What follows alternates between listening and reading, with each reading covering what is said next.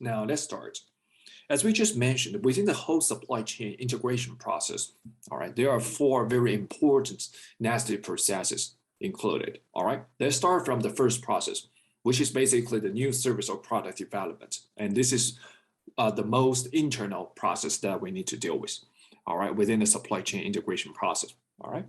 So even before we start to introduce a new service or product to our current mix, all right, the first question that we need to think about is whether basically this new service or this new product is worthwhile for us to, further develop, right? That's actually quite natural.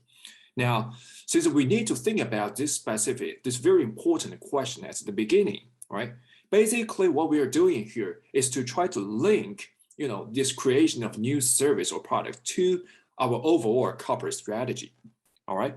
Only when the creation of this new service or product is actually matching with the overall corporate strategy of our firm, then it's worthwhile for us to, develop this new service or products. All right, that's actually very intuitive.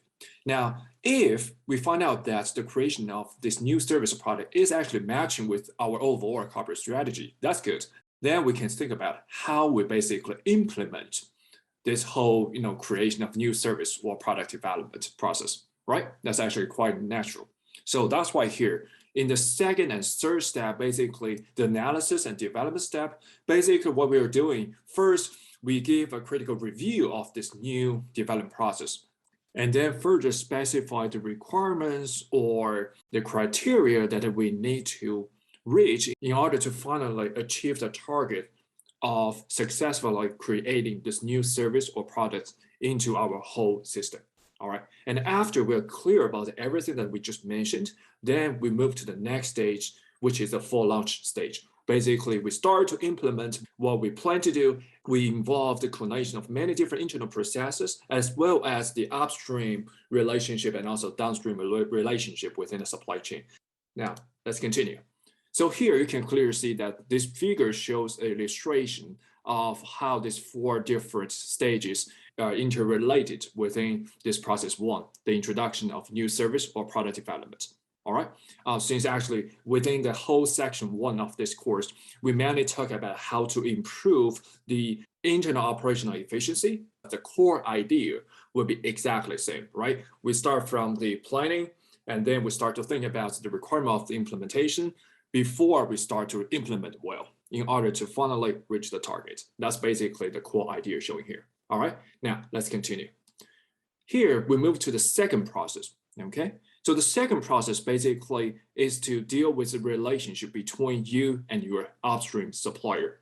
All right, here we list a few different important nested processes within process two, the supplier relationship process. Let's start to talk about every one of them. As we mentioned within the previous chapter, each time when we try to deal with the supplier relationship process, right, the sourcing decision probably would be one of the most important decisions within this whole process. Basically, for example, as a retailer, which supplier I should choose among all of the potential suppliers, that'll be a very important thing for our firm to decide before we even move to the next stage of talking about how we coordinate or how we negotiate with the supplier, right? Now, let's look at the sourcing problem, okay? Actually, we already talked about outsourcing within the previous chapter a little bit. Here, we further talk about the, how we improve, how we basically optimize the sourcing decision within this whole process, all right? Basically, this is related to the supplier selection process, all right? Suppose you are a retailer, and if you face a few different suppliers, and each supplier may have their, advantage and disadvantage, okay? Among all of those trade-off, which supplier should I pick as my partner? All right, that would be a very important question that we need to deal with within this process of, dealing with the supplier's relationship, right? Now, let's start. So here, the most important target that we want to reach when we try to select a supplier is to basically minimize the potential cost that we need to incur through this sourcing process, right? Which is very intuitive. So what kind of cost that will incur during this whole process?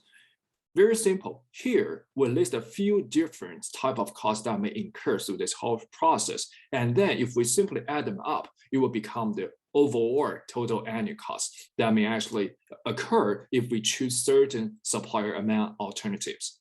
The first one basically is the material cost. Very straightforward. Material cost, if I want to buy some raw material from my supplier, definitely for every single unit that I buy, I need to pay the corresponding material cost. All right. Now, besides the material cost, we also have some other type of costs that I list here. For example, the freight cost, right? Freight cost is also depending on the specific lot size or order quantity that I buy from my supplier. All right. And normally this kind of information will be directly given from the information context. All right. Now, besides the material cost and also the freight cost, the third type of cost will be inventory cost. Remember, within the chapter of inventory management, we detailedly talk about, different type of the inventory within this whole, operational process, right? So from the operational perspective, basically, we can separate inventory into cycle inventory and pipeline inventory, right? This is how we basically calculate the cycle inventory and the pipeline inventory. And we simply add them up. It will be the total inventory amount within your operational process. You simply use the product times the holding cost per unit to get the annual inventory cost. All right, so that's how we basically calculate the inventory cost. All right, now besides these three different types, another types that we normally will also consider would be the administrative cost. So because normally you will need some machine or experts to monitor this whole process. That's why you will also incur some administrative costs, right? So here we consider four different type of costs, which are material costs, freight costs, inventory costs, and also administrative costs. All right. So we simply add them up according to their corresponding equation to finally get the total annual cost. All right. Now let's use one example to illustrate the main points that we just mentioned. All right. And we try to basically pick up the most effective, most efficient supplier among alternatives. All right, through this whole sourcing process. Now let's use this standard example to illustrate the key sense of supplier relationship process idea. All right. Now you can clearly see that for this specific electronic company, all right, this company is trying to manufacture a laptop for major computer manufacturers. All right, this is basically just some backgrounds.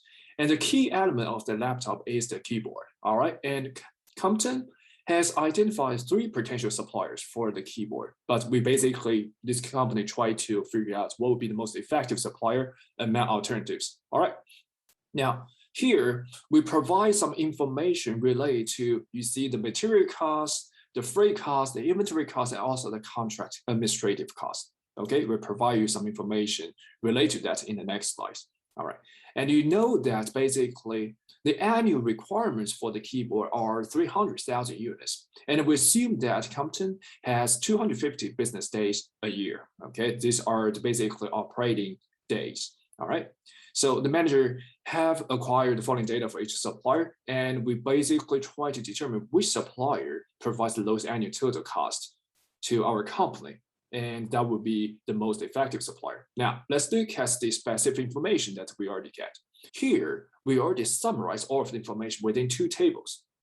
Okay, one table basically is more focusing on the annual freight cost. Okay, so which indicates that first of all, we have three alternative suppliers, as we clearly see here, right?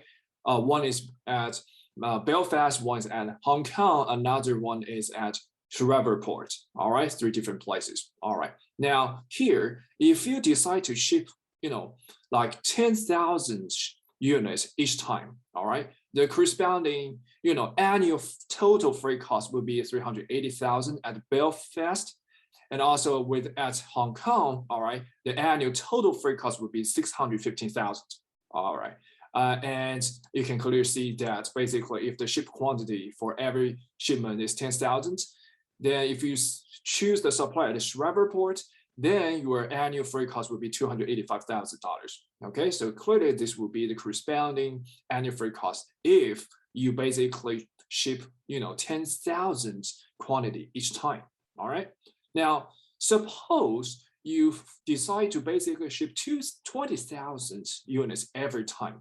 Then you can see that the annual freight cost okay, will also change according to that. You see, even if, all right, at the same place, if you decide to basically ship different quantity each time, you see the corresponding cost that you need to pay, the annual freight cost that you need to pay will be different, right? That's actually quite intuitive. So basically here, these are 9 different, combinations of, the supplier selection and also the shipment amount each time, okay? Now, besides the freight cost, we definitely know that there are another three different kind of the costs that will affect this whole process, which are basically material cost, the inventory cost, and also the administrative cost. Okay, so basically here you can see that we kind of summarize all of the corresponding information related to the material cost, right? Related to the basically inventory cost, all right, and also related to administrative cost within this specific table. All right, now then after we have all of the information here, we start to basically calculate what will be the annual, total cost through this whole process. As we just mentioned, potentially we have 9 different combinations, right? According to which supplier I should choose, and also basically how much I should order each time. All right. So that's why here you see basically we have 9 different combinations here.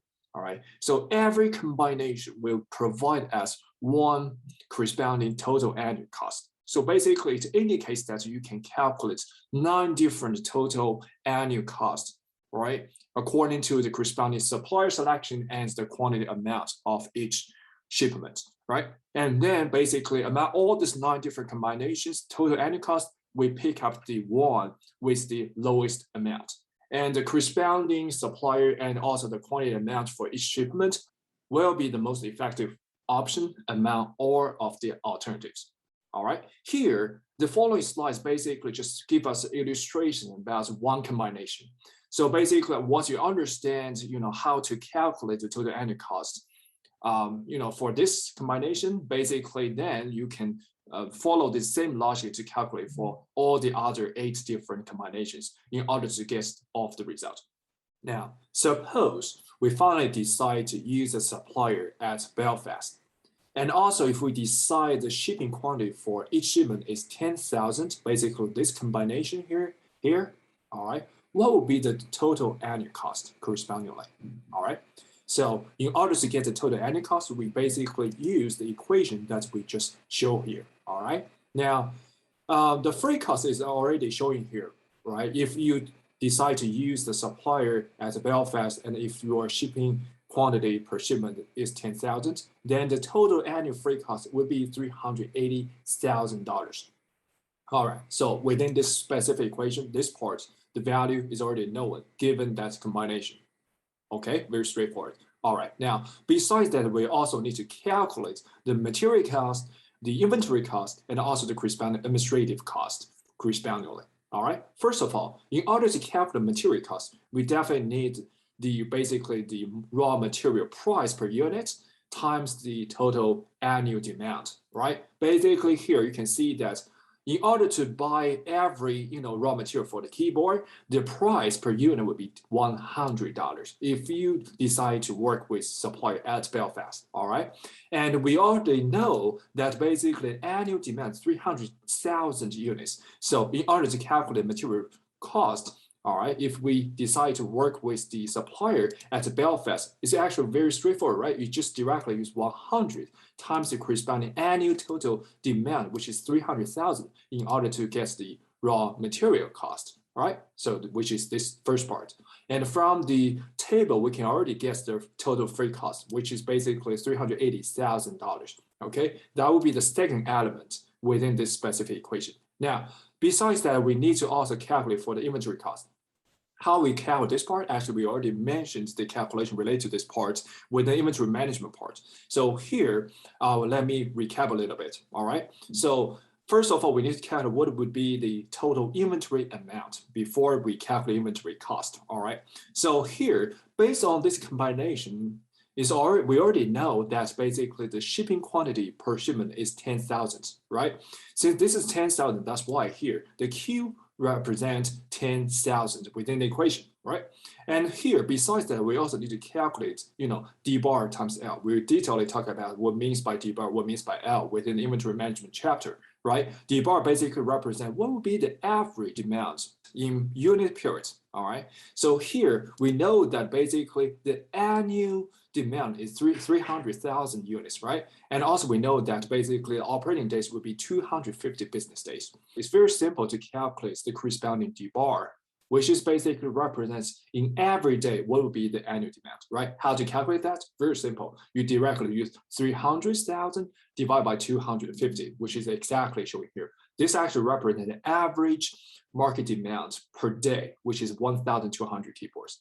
Okay, and after you calculate this specific amount, you can basically plug into this specific equation. Okay, and what would be the corresponding lead date? Let's go back to this specific table, right? If you choose supplier at Belfast, right, you can see that the shipping lead time is 15 days, right? That's basically how different supplier at different places will impact the whole supply chain efficiency process, right?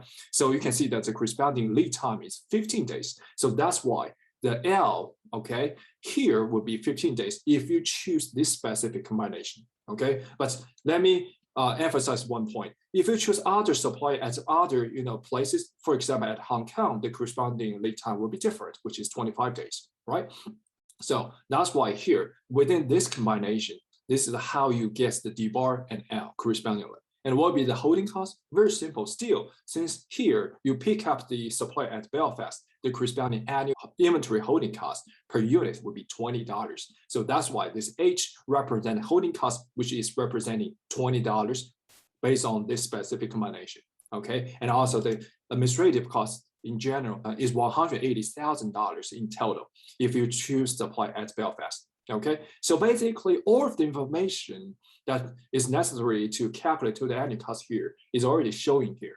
All right, so what you need to understand is basically to find out the exact correct amount, okay, before you plug into the specific equation to calculate the total annual cost. So that's the most important thing that you need to understand here. All right, and after you plug in all of the corresponding value correctly, then you can clearly see that as what we just mentioned, right? The total material cost given this combination would be 100 times 300,000 units, right?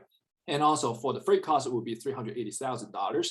The inventory cost, after you basically plug in the specific amount that I just mentioned, you will get this amount, and also the corresponding administrative cost will be $180,000 as shown here, all right? And then you can simply calculate what would be the total annual cost if you choose the supplier at Belfast, and if the shipping quantity per shipment is 10,000 units, okay? So the corresponding result would be 3102000, okay? So this will be the corresponding total annual cost. And then if you follow this logic, okay, you can actually calculate all the other 8 different combinations within this specific table, right? For example, if you select the supplier at Hong Kong, if you finally decide your ship quantity per shipment is at 20,000 units, then you can calculate what would be the corresponding total annual cost correspondingly, right? That's not very hard. So you basically repeat this whole process for 9 different combinations. Finally, you will get this table. So basically, this table shows you all of the total annual cost according to the corresponding supplier and according to the corresponding shipping quantity per shipment. All right. And the last step is actually also very straightforward, right? After you get all of the total annual cost, you basically just compare all of different numbers showing within this table and find out what will be the lowest amount among all of the alternatives. So here you can clearly see that basically this specific amount is lower, right? Compared to all the other different alternatives, which indicates that basically if you want to minimize the corresponding cost, all right, when we deal with the supplier, it's better to basically work with the supplier at Shreveport, and the shipping quantity will be 10,000 units per shipment. Okay, so this will be the key essence of this specific example, which illustrates how we deal with the supplier selection within application. All right, now let's move on. So besides what we just mentioned related to the sourcing process, in order to better manage the relationship between you and your supplier, in order to finally reach the supply chain integration, in many cases, the supplier and yourself has to collaborate, even at the beginning stage of the new service or new product introduction, okay? So we call it early supply involvement process, all right? If the supplier actually significantly involves through this collaboration process, we call it pre-sourcing. For more details, please look over the textbook, okay, in order to understand the key sense of different concepts within the design collaboration process, all right? Now, here, in order to better manage the supplier relationship, we always know that the negotiation will frequently happens and also is critical through this whole process, right? So here I basically listed two different opposite kind of orientation through negotiation process. We call them competitive orientation or cooperative orientation. So each different orientation actually has its advantage or disadvantage. So that's why actually either one of them is frequently used within the real business application, especially within supplier relationship management process. Okay, so the key difference here is very simple. Suppose you are a retailer within the market and now you face multiple suppliers and you try to basically just contract with one of them as partner, all right? Suppose you do not actually want to basically build up a long-term relationship with one specific supplier, then probably competitive orientation strategy is better for you because you're trying to maximize your own profit, right? And next time, maybe you can negotiate with other supplier. You repeat this, negotiation process all the time. All right. On the other hand, if you try to build up a long-term relationship with one specific supplier, then you may provide a better deal for that specific supplier. The supplier will also earn more profit through this whole process. And then after you build up this long-term relationship, you don't actually need to repeat this whole process again. So this would be a very standard characteristic of cooperative orientation, right? So basically in each period, you may not earn as much profit as possible, but after you build up this long-term relationship, it will be very beneficial for the long term, all right? So that would be the key difference between these two orientations, all right? Now here, I also list buying process within supply relationship management whole process, all right? So you may still remember that within the supply chain design chapter, we talk about the comparison between outsourcing and also vertical integration, right? We say that there's a clear trade-off between outsourcing and vertical integration. All right. So here I basically just list a few different, e-buying techniques related to, the vertical integration process. Please look at the textbook correspondingly for more details related to all of those different e-buying techniques. All right. Now let's continue. So the third process within the supply chain integration is related to order fulfillment process. Okay. So of course, here, this is all related to, the balance between customer demand planning and also the supply planning. Further, it's also very intuitive that since this is related to the order fulfillment process, then definitely we have to look at the shipment in transition through this whole process, all right? And that's why this is also very standard supply chain logistic type of the problem that actually many companies are actually facing and have to deal with through this whole process. All right. Now, I would like to use one specific example to illustrate, what would be the most important key points within the order fulfillment process. Okay. Now, let's look at this specific example. Now, suppose this tower distributors, okay, this company is providing some logistical services to local manufacturers. So tower pick up products from the manufacturers, okay, before they take it to the distribution center and then further assemble shipments to retailers in the region. Okay, so basically you can view this company as a bridge between manufacturer and also the retailer. All right, now here we further know that tower needs to build a new distribution center, and consequently it needs to make a decision on how many trucks, okay, tower would like to use. Okay, so the monthly amortized capital cost of ownership is $2,100 per truck.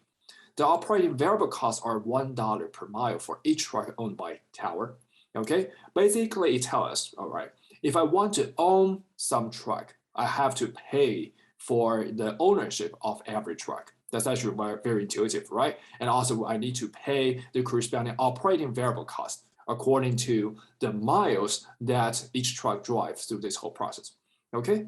Now notice that we buy the truck because we want to basically fulfill the transshipment between manufacturer and retailer, all right? And we want to make the profits through this whole process, okay? But basically for every truck you own, all right, it actually has a capacity for every month that you can run, okay? The upper limit would be 10,000 miles per month for every truck. So suppose if you buy 10 trucks, will be the maximum transshipment miles that you can run. It will be 100,000 miles in total, right? Okay, now here, since we do not know exactly what would be the market demand for overall transshipment, right? If the capacity cannot meet the overall market demand for the transshipment, all right, then what Tower can do? Tower can rent trucks, all right? However, if you rent truck, all right, for every mile that you run, you have to pay $2, which is higher than $1 if you own that specific truck. Okay, so here, based on all this information showing here, you can clearly see that basically there is a trade-off between owning more trucks through this process and also renting some more truck if the capacity cannot fit for the overall market demand realization of the transshipment.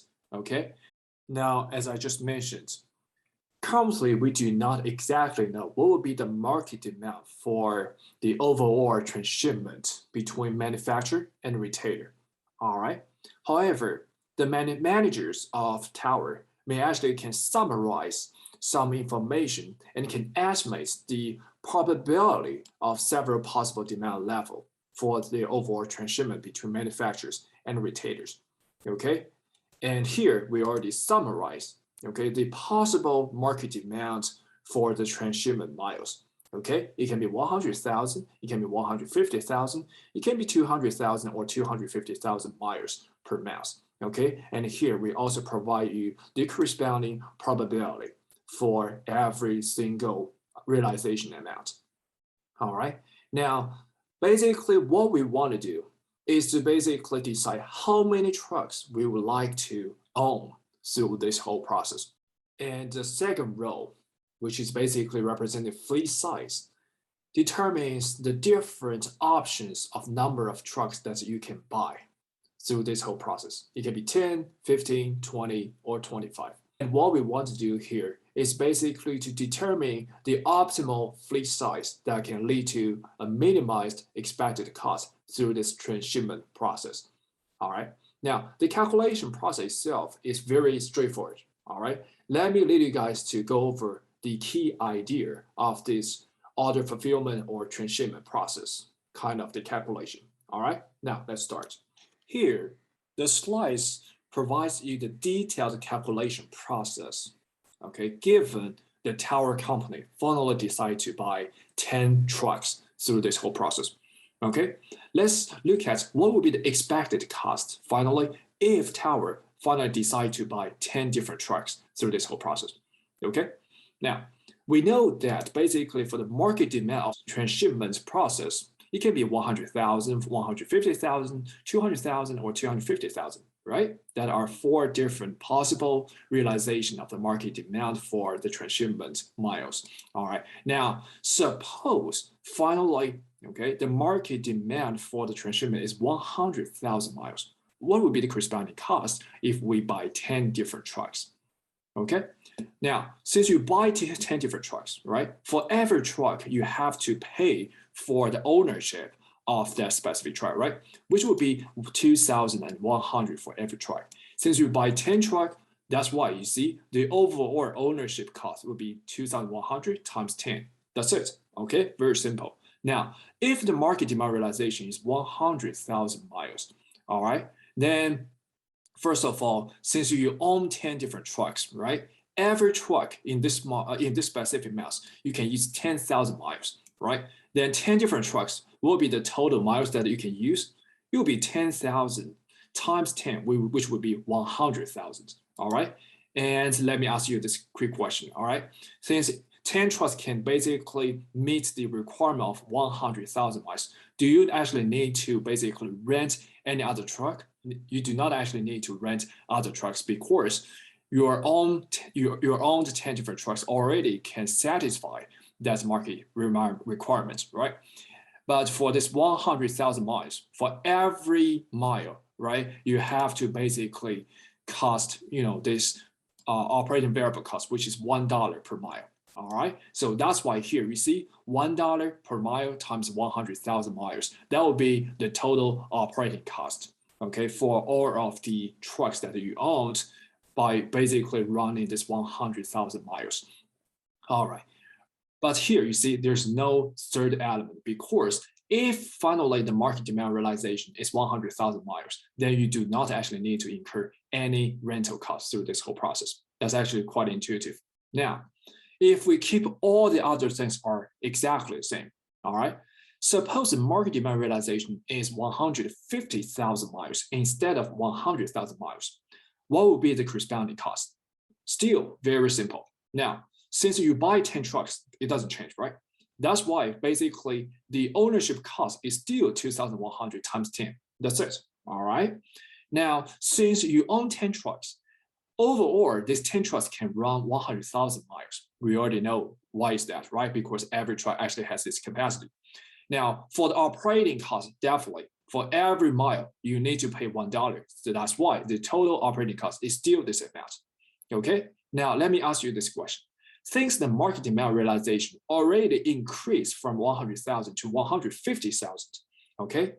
Is your own, 10 different trucks can satisfy overall market requirements? No, because your 10 trucks can only run 100,000 miles in this month, right? But your market demand is 150,000. Definitely, you have another 50,000 miles. You cannot use your own truck to basically satisfy the requirements. Then in this situation, what we need to do, we can rent some truck in order to fulfill that order, process, right? But in order to rent this truck, for every mile of the renting truck, you need to pay $2, right? That's why here you see for these 50 extra miles, you need to pay $2 for every mile. So that's why here you see when your market realization is 150,000 miles, then definitely you have three elements here, all right? Now let's move on. If the market demand realization is 200,000 miles, okay? If you still buy 10 trucks, then the cost of ownership doesn't change, right? And since you still own 10 trucks, then basically you still can use your 10 trucks to run 100,000 miles in total maximum, right? Then the overall operating cost will be still 1 times 100,000 miles. But this time, right, in order to fulfill all of the transshipment miles, all right, then basically you still need to rent trucks, right? And you need to rent trucks for extra 100,000 miles instead of 50,000 miles, right? Because market demand realization here is already 200,000. So the difference between 200,000 and 100,000 will be 100,000. So that's why you use that amount times 2 to get your overall renting cost, okay? And then you add them up to get the corresponding total cost through this whole process. Okay, and also the same logic if the market demand realization is 250,000 miles through this whole process. Okay, so you see that if the market demand realization is 100,000 or 150,000 or 200,000 or 250,000, the corresponding cost here, if you buy 10 trucks, will be totally different. Okay, then since our question is about what would be the expected cost of operations through this whole process, okay, then how we calculate expected cost of operations? Suppose, okay, we buy 10 trucks here. Very simple, right? Because if I buy 10 trucks, you can already know that basically the 100,000 miles market demand realizes, then basically corresponding cost is 121,000. And if 150,000 miles realizes finally, then the corresponding cost will be 221,000. Now we know that since the probability of every different, market demand realization is already showing here, right? 0.2 for 100,000, 0.3 for 150,000, 0.4 for 200,000, and 0.1 for 250,000, right? If we want to calculate expected cost, very simple, right? You use the corresponding probability times the corresponding cost, all right? And then basically you can calculate for every single amount showing here, right? What we need to do finally, we need to add them up to get the overall expected cost through this whole process if we, own 10 different trucks. All right. Now, we definitely can choose 15 trucks, right? And basically, if we choose 15 trucks, this whole process will be affected. Basically, every single equation will be affected, right? But the same logic is showing here. That's why here you see, although we do not actually list the details of the calculation here, okay? But you see that if you own 15 trucks or 20 trucks or 25 trucks, you can get the corresponding expected cost. All right. And after we get all those 4 different expected costs, if you own 10 trucks or 15 trucks or 20 trucks or 25 trucks, what we need to do, very simple. You compare all these 4 numbers and pick up the lowest number among alternatives. So in this specific case, basically here you can see that $217,000 is the lowest among all of the alternatives. That's why the preferred fleet size will be 20 trucks. Okay, so this question is a little bit complex question in terms of calculation.